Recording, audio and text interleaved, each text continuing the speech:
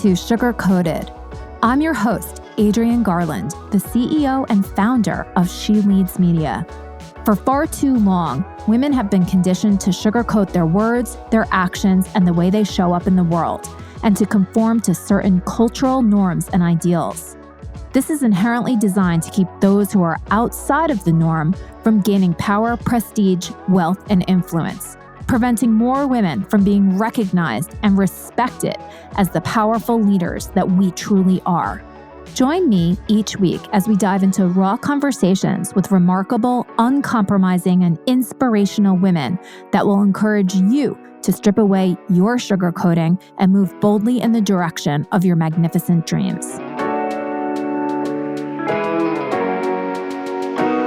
Hi, everybody, and welcome back to Sugar-Coated. I'm your host, Adrienne Garland, and I am so excited to welcome my next guest here on the show today. Her name is Dr. Bonnie Wims, and she is my friend. She is a fellow podcaster, and she is a therapist. So welcome to Sugar-Coated, Dr. Bonnie Wims. Thank you. Thank you. And you said those in the exact right order. Friend, podcaster, therapist. Yes. Yes. Well, I am so excited to talk to you today for a variety of different reasons. But I would love for the audience to get to know you a little bit more. So can you kind of tell us a little bit about your background and how you came to be a therapist? Sure. Well, I didn't become a therapist until I was 50. I'm 60 now. So it was a second sort of career for me, although it was always the primary. I just couldn't get to it. It took me 50 years to do that, but oh well, everything happens that way. So you just appreciate it more, don't you? Yeah. So I grew up in Colorado and coming out of a family of 7 siblings. And neither of my parents graduated high school. They grew up in farms in Illinois. So in the family, college really wasn't spoken about. It wasn't even a thought. It wasn't mentioned. It wasn't an expectation. So I didn't even have the discussion with anyone, even though in my mind, I knew I'd taken like some, high school level psychology that I just loved. I didn't know how you became a psychologist. I didn't know I knew you had to go to college, but I just graduated, went to work, and so moved out on my graduation day and went to work. And I worked. I got lucky, got a good job at an insurance company. And I say lucky because it was a good career that helped me raise my boys, my husband and I, and it was fine. I just hated every minute of it. If that makes any sense to anybody out there. I think so. Always knew I wanted to be a psychologist. So I would take classes. I just, I was like picking up drips and drabs of credits over the years where I would get all motivated and take a night course. I'm working a full-time job. I have 2 children.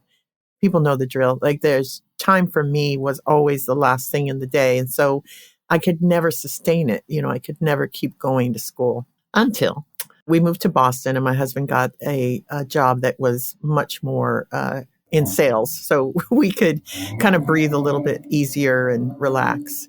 And I went back to school. And so finished my undergrad in Boston, and then we moved to London, England, and that's where I got my doctorate, which sounds like a funny thing to do. And it kind of is a funny thing to do. Why would you get it in London? But it's just how it worked out. And I'm so grateful that it did, because I think it really informed how I work. So I started my private practice there in London, and then we moved back, and now I have one in Manhattan. And it's every day is a joy. I wake up, I bounce out of bed, a little more the other day because I had a podcast debut, but every day I look at my calendar and I just get happy. It's everything I always wanted to do. And I knew that was true. I just, at the age, I guess it was 45, because it took me 5 years to get my doctorate. So at the age of 45, you start to wonder, does your brain still work like that? Like, can I go to school? Can I write papers, do presentations? All these things that were expected of me. And I did. So the schooling itself, the hardest thing I've probably ever done, and the hardest thing that I can say, was mine. I did that. And it's quite a thing for your confidence at the age of 50 to say, yeah, I can still learn. I can still grow, which is part of my whole philosophy, in therapy, which we'll get into. But the idea never stop, always be curious and always move forward. So that's kind of how that worked out. That. Yeah. But that's so inspirational, I think, to so many people that are listening. Whatever age that you're at, it doesn't matter. Even if you start at 60 or 70 or whatever, it's never too late. And when we have that desire within us, that, and it's a gift, because what you do is truly a gift. If you don't ever pursue that, that's where I think a lot of regret can come from. Sure. But just because you haven't done it yet doesn't mean that you'll never do it. And I think that is like such an inspirational message, especially for people who are like wanting to start their business, wanting to go back to school. Life does get in the way sometimes, but we should never totally put our dreams away forever. No, never. Like, I think about, because then I graduated and then I had to learn how to run a private practice. Yeah. I didn't have a business degree. So, my manager, which is my husband, he was this really supportive kind of driver behind it. And so trying to understand how to run the everydays of a business. And that's a lot to learn when you haven't taken any business classes, when you don't even, profit and loss. What was, I'm a therapist. I know how to talk to people about their concerns around their mental health. I don't know anything about that stuff. So challenging myself again in my private practice now, to go after and try to understand how to market my business, how, all the aspects of, I don't have a big staff. And so that's another challenge. And if I said, well, I don't know how, so I can't do that, well, then I wouldn't have done any of the things that I've done in probably the last 10 years, because I didn't know how to do any of it. And you just took one step, I did the next thing. So, yeah. I love that. It's funny. Yesterday, I had an amazing conversation with another incredible woman. I feel so grateful that I get to do this, or that I have created this platform that allows me to talk to like these spectacular women. But we were talking about the topic of finance, and, that a lot of women are a little afraid, and that's a sweeping statement. There are many women who are maybe intimidated by finance, but, she went back to when you're, whatever, 2 years old, you don't know how to use a fork. But does that mean that you don't start to learn, pick it up, drop it, like all the things that you don't know how to do, but you eventually master? Mm-hmm. It's the same exact thing as what you're talking about now. Yes. We just put so much pressure on ourselves when we're older that we have to get it right, or we have to know how to do something in order to do something. It's like you go from not knowing and you're expecting yourself to be an expert. That doesn't even make any sense. No. Right? No, exactly. And, I think that can manifest itself in all sorts of ways for women, I think, is too, in the work environment. We were talking before this, and a really common thing that happens with women, I think, and not all women, and it happens to men too. But in my experience, and a lot of research shows that women have that tendency for the imposter syndrome, that sense that I'm here, but anytime somebody's going to figure out I shouldn't be. And I work with a lot of women around that issue, because nothing in the reality should make them think that. They can be very successful in their career. They can have it, kind of even have it all, but they've got a nagging feeling that somehow it's all going to fall apart and someone's going to find out they're not who they say they are, even though they've done all the work to get there, and they should be sitting where they're sitting. And so we dive into, why does that happen? What is happening to you when you think about that? And a lot of times it ends up being a more deeply seated sort of sense of worth, lack of worth deep down inside, that stems from something. something long ago. And if you really spend a little bit of time with people, it comes up pretty quickly what people will say, because they'll say, I feel like that. And I'll say, well, how long have you been saying that to yourself? Oh, my whole life. Can you think of a time where you said it, quite strongly, that you reacted to something? And pretty quickly, we can bring some of these unconscious or out of our awareness thoughts forward. And people start talking about a time when they were, whatever, 12 and this happened, or another time when this happened, and somebody undermined their confidence. Somebody said something that they took in really deeply that made them doubt themselves. And I'll quickly tell a story. When I graduated, I was on cloud 9. I did it. I graduated, and I defended my viva. I had to go in and be in a viva and defend my thesis. And it was just, challenged me in all sorts of ways. I did it. And shortly after that, we had a conference. I went to the conference, and a lot of people had known that I just graduated. So lots of congratulations, just feeling, everybody knows in that circle just how hard that was. And this teacher came up to me who didn't know me, probably taught me one course once, like just kind of a peripheral of what I was doing. And he congratulated me. And then as I was walking away, he said, you're lucky I wasn't in the room on your viva. What? And I turned around and looked at him, and I can still feel it today, Adrian. There was something, that was that moment. That was my imposter moment. He looked into my soul. Oh my God. And told me I didn't belong. And I honestly can still feel it 10 years on. A stranger practically to me who said, why? So, he was projecting. Obviously something was going on for him. I know that now. But at the time, he, popped that balloon. I just was deflated. I could not believe that he knew I didn't really deserve that doctorate. And I'll tell you, it impacted me in all sorts of ways. And I was reluctant to even use the doctor in front of my name for a long time. I talked around it, but it really was because of that. I know that now. And I've managed, I've worked through it. You've got to do your own work if you're going to be a therapist. But it was really a particularly bad time for me. And I can, I have other things behind that set me up to be able to be kind of impacted by his comment. I had my own insecurities from my own history. Of course. That kind of made me vulnerable to that. And so I had to work on that. I had to understand how come that was, because what happens out of that? If you don't work on it, then maybe you become a perfectionist, because I got to prove him wrong. I got to, people that are uber competitive, or they go really extreme on certain things, because inside their head, they've got to prove that one person wrong.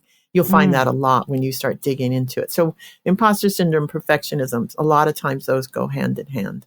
Oh my God. I'm overwhelmed with how, here everyone is at this conference that is supposed to be helping people with their mental health. And for someone who is in that field and at that level to be so incredibly just mean. Yeah. I mean, it doesn't even matter, like the fact that he had his own issues and said that to you and took it out on you and everything. I just don't understand why in the world anybody would feel the need to do that to someone else. And he more than anybody else knows what type of an impact that would have on you. Yeah. That's fucked up. Yes, it is. Yes, it is. I mean, it really, yeah. But it's helpful for me to be able to point at that and see that as a pivotal moment that actually helped me grow, because he hit on a button that I already had. He didn't create it. Yeah. It was already there from my own childhood and challenges around self-worth that I probably hadn't fully healed. And I do feel, thanks to that, that I targeted that again, because I saw it, I felt it, I heard it. And I was shocked at how he was able to take me down with that one blow. Yeah. Actually took me down to my knees. Yeah. And like, why? Because he's practically a stranger to me. Why would I let that impact me that way? But we do, and when we're vulnerable to those things, it can show up in all sorts of ways. I think so many people can relate to that as you're, recounting that story. I'm thinking of like a very similar story that I have. And it in the same way that, no matter how old we are, we still have the capacity to do and to learn new things. Even when we are older and we think that we've worked through some things, there are still vulnerabilities that we have. So like the message, I think, is, you know, you might be resilient, but you do need to constantly sort of be healing, Yeah. right? You Yeah. you you always need to have that awareness, because being blindsided like that, here you are, you are so high, right? And it's like, knock you down. Hmm. And there are definitely a lot of people in this world that is what their MO is. And I think, unfortunately, so many women feel this, right? I mean, you see in the media, if a woman, I'm thinking about, the company, the Wing, or Rent the Runway, some of these women founders have built these incredible businesses that, like all businesses, have faced challenges, but they're vilified in the media when things kind of go wrong. And that's a very different approach than if some of these male entrepreneurs make these terrible mistakes. They might be dragged through the media, but the next day they're back on top again. And so what can we do as women, number one, women in business or women entrepreneurs? What can we do to kind of, I don't know if this is the right word, but like, what can we do to almost protect ourselves from that and not let it get into our soul? Because then we spend so much time having to build ourselves back up from there. We lose a lot of time. Oh, yeah, absolutely. Yeah. So the other night we were out to dinner, my husband and I, and the waiter came up and he was quite rude. Just, New York waiter. And it was fine. He was just really abrupt, probably really, really, really busy. But this is what happened. This is the example I want to set for you of how women and men sometimes react differently to situations. So he came up, abrupt, whatever, walks away from the table. Simultaneously, at the same exact time, my husband and I say these words. I say, I wonder what we did that pissed him off. My husband says, I guess that guy's having a bad day. Simultaneously, we said the same thing, but I faced it toward us. We've done something wrong. And my husband faced it out and said, I wonder what's going on with him. Incredibly healthy, my husband, with, he's just kind of had the background and the parenting that has really given him that secure sense of self, which is amazing.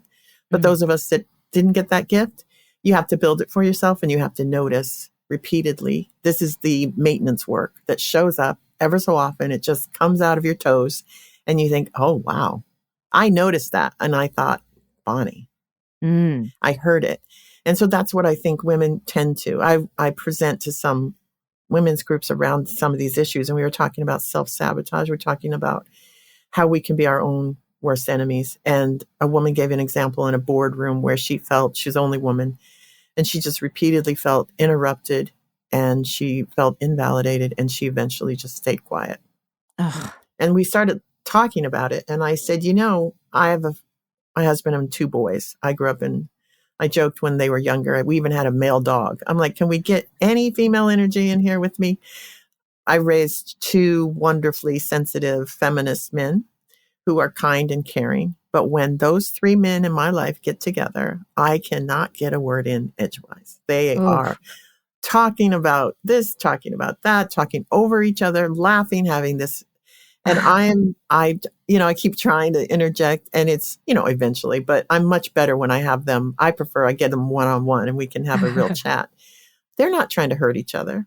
They're not trying to tear each other down. It's just how they communicate.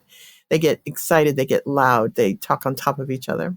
So we were talking about how much in these boardrooms, and I'm not saying there aren't sexist situations out there where women are definitely ignored, mistreated, and invalidated in this situation. But then we do the next step. We decide that it's valid. We decide we should be quiet. We decide the fact that they talked on top of us and interrupted us means we should be quiet. That's the step that we're doing. And that's the step we have control over.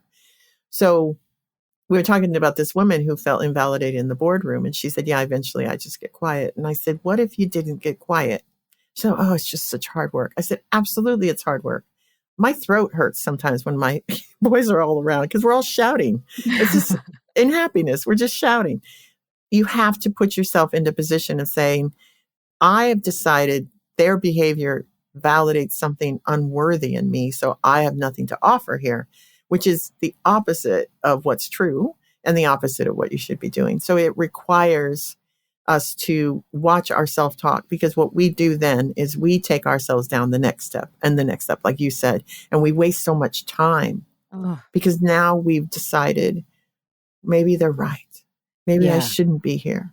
Maybe this, just all of this negativity, because we're negatively inclined, not just women, men, evolution still lives inside of us. We're worried about getting eaten by a wildebeest, even though it doesn't happen. But we're always watching. And so women can really internalize and take that into a place that it doesn't belong. Even if they mean it, even if they think you shouldn't be in that room, we then believe it. Where men just say, I don't care.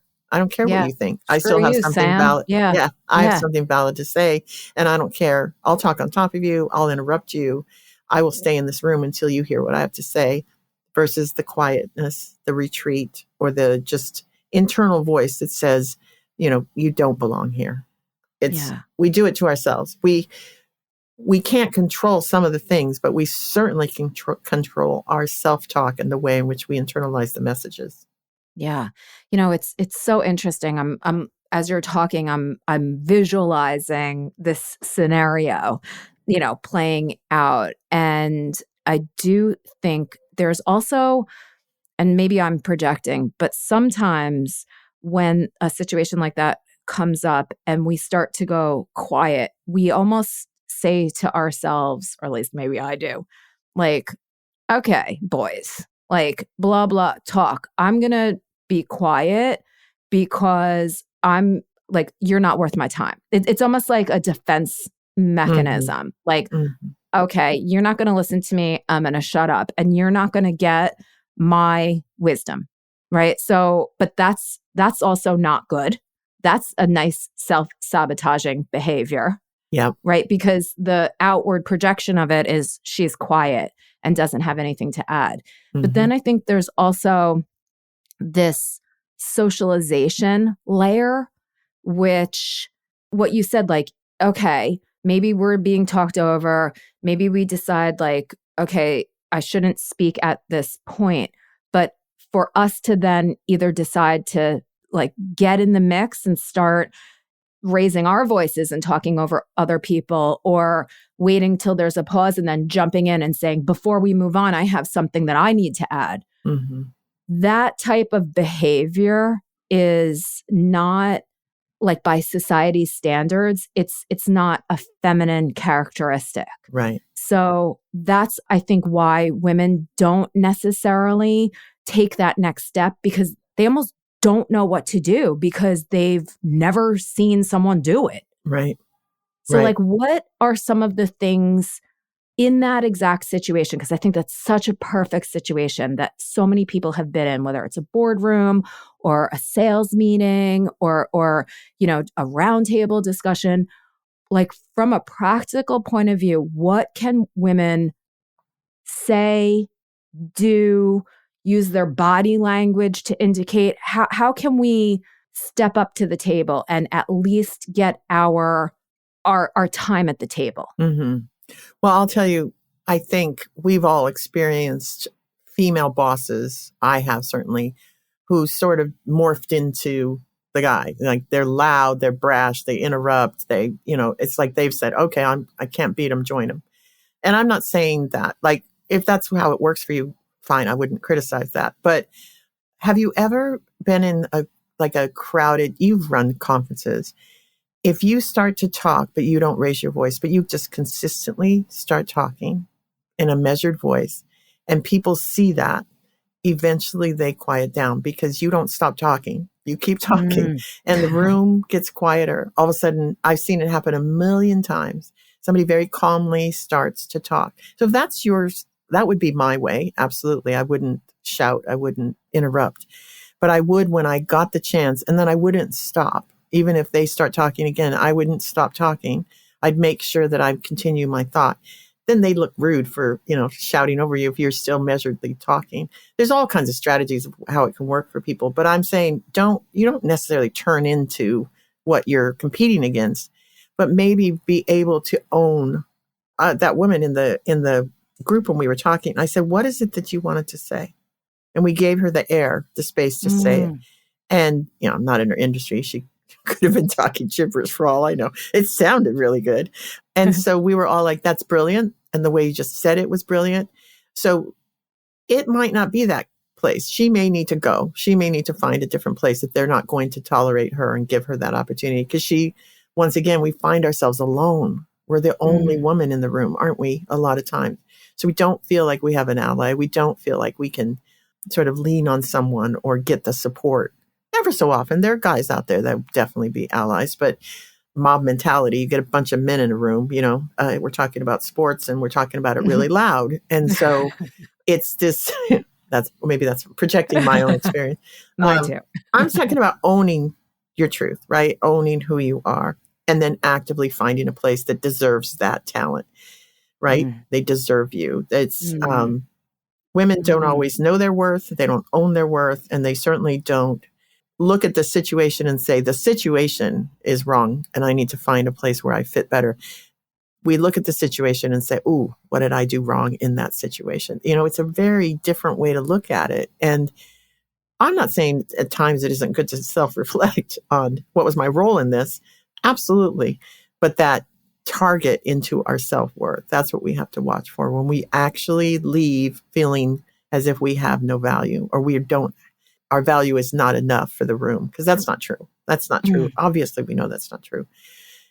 In this world, I mean, we still have so many opportunities where women are just not treated equally. I mean, you see it in the news all the time with the sports teams, with the soccer team having to fight for equal pay. It's still actively a problem. So you're not dreaming this up. When you're in a room and don't feel welcome, you're probably not. So it's about owning your own truth, not trying to become somebody else, but also finding the rooms that feel good, because some of them just don't, really. What I love about that too, the second piece of that, because it's like, what do you do in this situation? Maybe the strategies work, maybe they don't, but even that, like, stop internalizing like there's something wrong with me and start like your husband did at dinner. What's the matter with him? Yeah. Right. And you can have that perspective in a professional setting and say, honor yourself and say, this is not for me. Yeah. You are not for me. And I think that there's so much power in that. And we also have to be careful that we're also not just running away from a situation. Like, it's almost like going through like these check marks in your mind, like, okay, I tried this and now I'm recognizing it's not me, it's them. And it's okay to leave. And it's probably okay to even verbalize the reason that it is that you're leaving that boardroom or moving on, because you do want to let others know that that is not okay. It's not, because that's going to continue. It's like, play it out. If we say that's not for me, that's not for me. Now I'm talking against myself before I even get the words out. But one of the things that it makes me think of that also excites me is, this idea that if that is not for me, maybe not even going to find where it is for me, but to create where it is for me. Yeah. To me, that gets me so excited. And that is what I think women can do, right? Let's create something that is for us. and supportive of us. Yeah. That's innovation. That's entrepreneurship. And that stuff gets me excited. We just need to kind of figure out what that looks like. Yeah. Yeah. And there's a big difference between running away from something and leaving to choose to go to something else that you decided is better for you. You know, running away, I totally agree with you. That is not what we're talking about here. We're not talking about allowing yourself to be run out of a room or allowing yourself to be made to feel, because if it's where you want to be and it's what you want, you should fight for that. And you should absolutely fight for that, because you're right. If women don't do it, women don't get in the rooms. And so, but there's also the choice to move towards something else and to create something where it does feel right and it does feel supportive. Because it takes, gosh, I mean, how many people does it take to help you run a business? I mean, oh my gosh. You know, people you hire, but also people that you don't hire. You know, every friend that you sit and talk to at dinner complaining about, you know, how you're confused about this or that, or your partner, or, you know, how many people support you along that way. That's what you're choosing to do, because, and these people are propping you up and helping you along the way. It's just the way it works. And that's great. That's amazing. So I totally, there's not one answer to this, because everybody has their own situation, but it's tough. It's tough out there. I like the idea though, and I talk about this. So I think I've mentioned this on the podcast probably a million times. But I teach entrepreneurship at NYU and also at Rice University. And one of the things that I say mainly at NYU is that, you know, we do a lot of self-reflection before we even get to any of the business stuff. Mm-hmm. And I always say to everybody, like, you need to know yourself, because no matter what, you show up in your business. Yeah. And so if you have like self-sabotaging behavior, if you are a procrastinator, if you are a perfectionist, that is going to show up in your business, and it's going to prevent your business from being as successful as it could be otherwise. 100%. So figure your shit out and at least be aware of it. Yeah. So that it doesn't stop you. It doesn't blindside you. It doesn't like, why am I not, putting in this sales order or whatever the case may be? Yeah. So what can we do as women entrepreneurs to really get that sense of awareness? Either, if we've started our business already, or if we're, thinking about starting a business.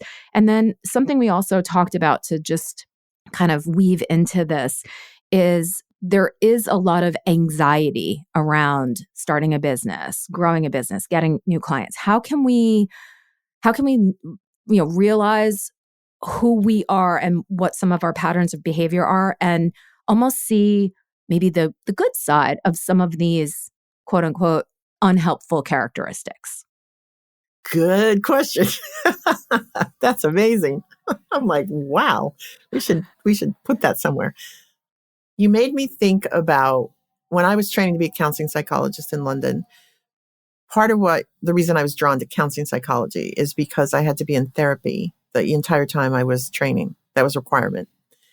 I would highly recommend to anyone, if you can find a counseling psychologist, that is, because not all of the modalities require that. So we are drawn to therapy. I've never met a person who is a therapist that doesn't have their own trauma, and we're drawn to it because of that, I believe. And it is essential requirement that you figure that shit out before you start helping other people, because I can't bring my crap into the room with someone else. And so I had to figure that all out.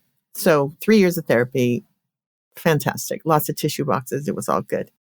But then fast forward, you start running a business. And so to me, where's my consistent support and training through that for all these things that happen?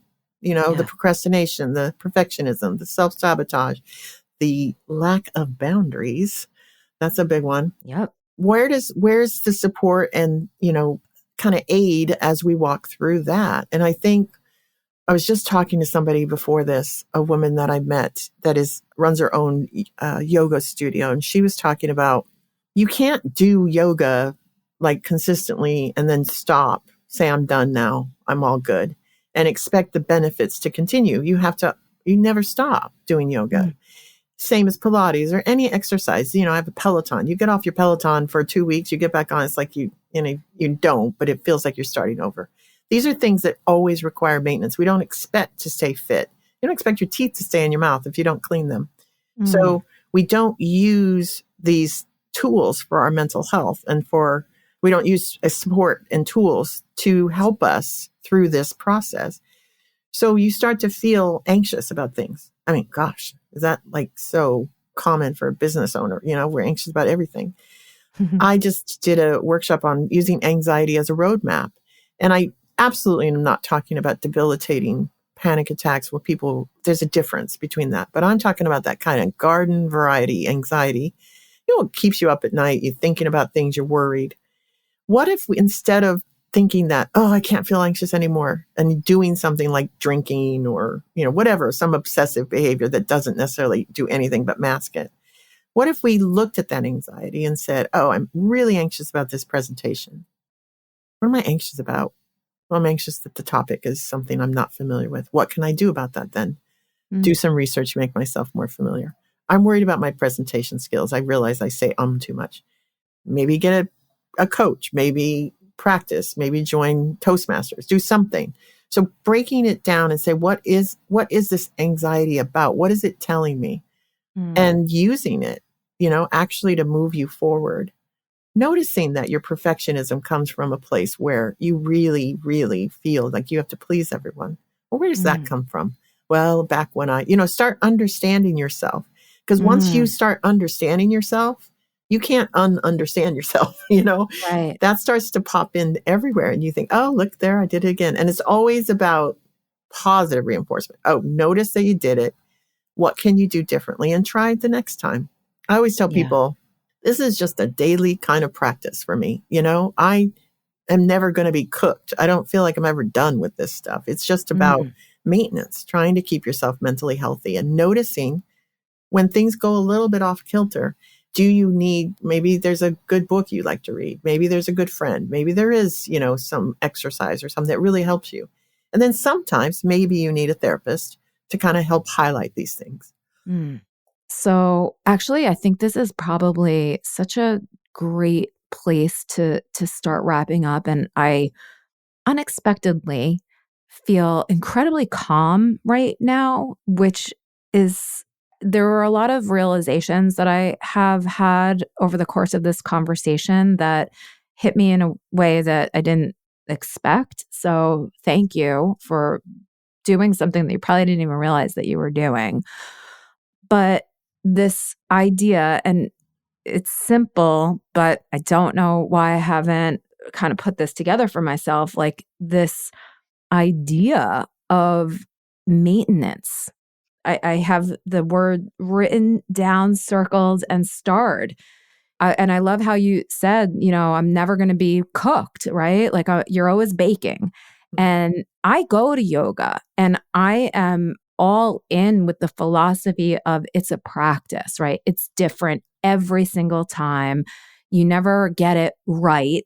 And, some days you feel amazing and some days you're like, get me out of here, but you're practicing. To apply that same perspective or philosophy to your mental health is like, I don't know why I never thought of it, but it's like, that's like revolutionary to me right now. Well, it isn't talked about like that. It isn't, I plan to talk about that. This idea that society doesn't talk about it that way, that I'm broken if I get therapy, there's something wrong with me. So sorry you have to do that you're not strong enough to do it by yourself. That's the philosophy. That's what gets preached out there. And us therapists don't help it because for years now, it's just this idea that we kind of are cloaked in secrecy, right? There's this quiet secrecy around us. And you don't really meet in networking groups. I never meet another therapist. I don't know where they are, but they're not networking. They do their work and they do it quietly and it's all shrouded in secrecy. And I'm just tired of it because I think that has absolutely It's the way in which, if you think about it, if something you don't understand and the only thing you see maybe is through movies or through, something, other media sources, but for you, you've never thought about it. Of course, you wouldn't think of it like the way you think of Pilates. Pilates is really good at marketing themselves that way. Yeah. Therapy, not so much. And it's just not, we let you think whatever you want to think. And then meanwhile, you watch the latest movie where a serial killer is in therapy. That's the person. That's Jeffrey Dahmer needs therapy, not me, Right. And so that's the misconception. So we're left to think we have to struggle on our own. We have to just live through this anxiety. We just have to live through this stuff and just get up every day and try harder. And it's the opposite of true, Oh my goodness. So this also is such a perfect segue because this is what your brand new podcast is all about, right? Therapy Deconstructed. Yes. Can you just talk a little bit about your podcast and, where people can find you, where they can get in touch with you? Any resources that you can offer up to our community would be so helpful. Yeah. So thanks to somebody in this room, I do have a brand new therapist. I have a brand new podcast. And thanks to you, because it's been a dream. It's been an absolute dream of mine. Another thing I had no idea how to do, scared me to death, still does. And so met you, and you said those wonderful words up on your stage of your conference. And you said, anybody looking to do a podcast need some help? And I went, what? It was just like, that magic moment. And it's been an absolute joy working with you because you just don't make me feel dumb with all the things. Aww. So yeah, we launched it on the 1st of March, Therapy Deconstructed. I danced around all day. I'm still dancing around. We're going to do it the first Wednesday of every month. You can find it everywhere you find podcasts, I suppose, right? Yes. Yeah. And you came up with the name. Which is proof of how our connection, because you got it from the beginning. You got it, what I wanted to say. So it's about the idea of, what do you think therapy is? How do you think it works? And then I'm going to bust through all those myths. Love it so much. Just busting through those false beliefs about what you think. And actually, I'm working on the one for next month. And I'm listing a lot of the myths that people, trying to get people's, what do you think when you think of therapy? And then just sort of kind of talk about those misconceptions that really come down to people thinking it's something that means you're weak and that you can't do things for yourself. And it's the opposite. Vulnerability is strength, Thank you, Brene Brown. Yes. She's come up a couple of times. Yeah. And so if people want to hire you, talk to you, see if they're a fit for you, how can they get in touch with you? Right. So all kinds of ways. On my website, you can certainly book an appointment. I have my calendar on my website, which is just bonniewims.com. I'm on all the socials, Bonnie Wims. So my website is probably the best way then. Or my email, you can just email me. It's Bonnie at Wims, which is my last name, wimsandassociates.com.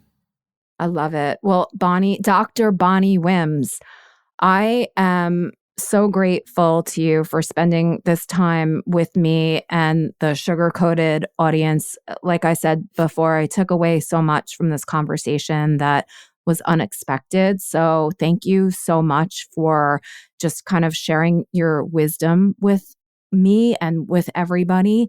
For everybody listening, you have to tune in to Therapy Deconstructed. I mean, the first episode and the first 2 episodes are stellar, and I can't wait to now listen to the therapy myth busting episode that's coming up. So everybody follow, give 5-star reviews, everything that you can do. Dr. Bonnie Wims, Therapy Deconstructed, and just thank you so very much again. And I will definitely have you back on the show in a couple of months. Yay. Thank you. Thank you. This was a ton of fun. Thank you.